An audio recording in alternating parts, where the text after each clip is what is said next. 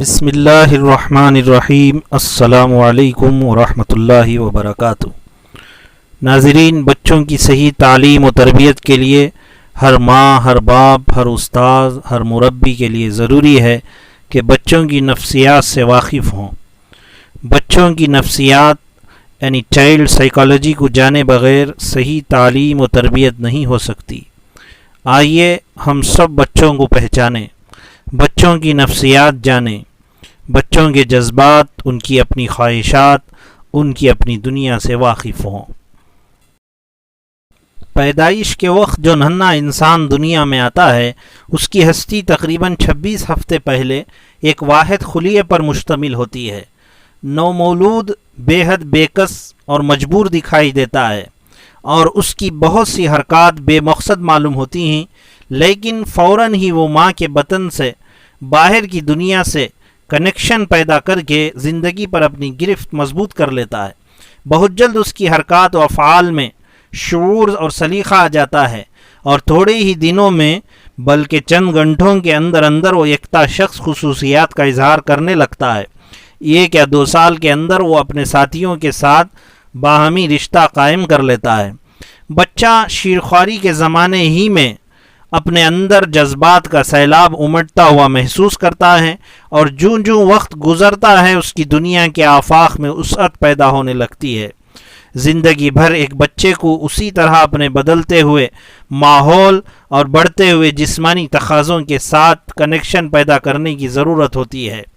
ایک چھوٹے بچے کی ڈیولپمنٹ کی رفتار اور سمت کا انحصار اس کی پیدائش سے پہلے اور بعد کی فضا پر ہے۔ اگرچہ وہ اپنی تمام فطری خصوصیات اپنے والدین سے حاصل کرتا ہے، تاہم بحیثیت ایک انسان کے وہ ان دونوں سے مختلف ہوتا ہے۔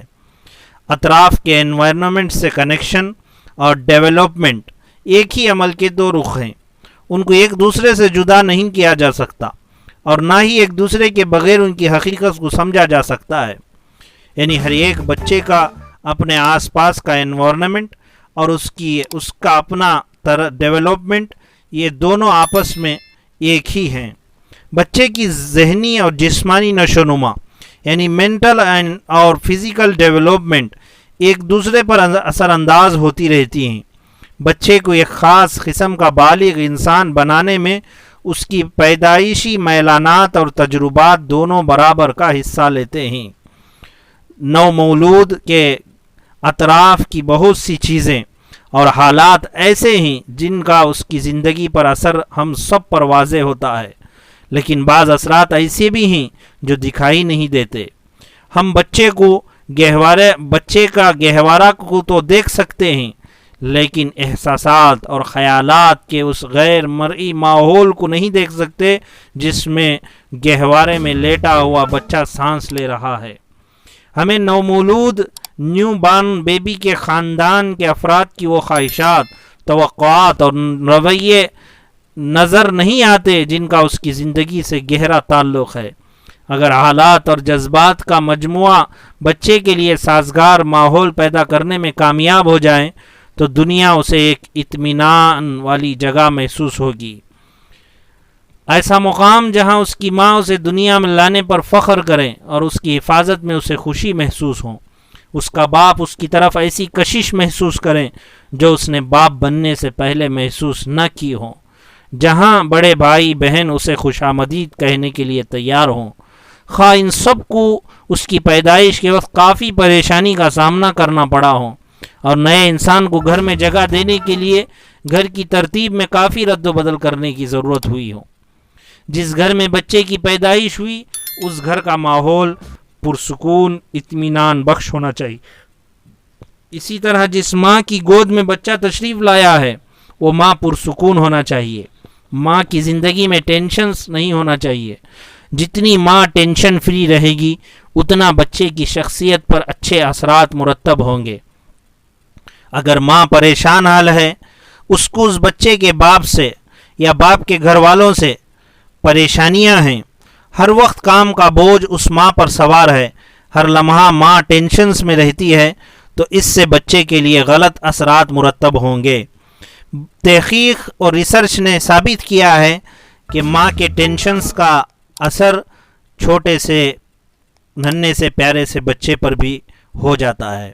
بچے کی شخصیت پر بہت بڑا نگیٹو اثر پڑتا ہے ماں کی پریشانیوں کا، جو اس کی پوری زندگی میں دخل اندازی کرتا رہے گا۔ اس لیے ضروری ہے کہ ماں پرسکون رہیں اور گھر کا ماحول بھی پرسکون رہیں۔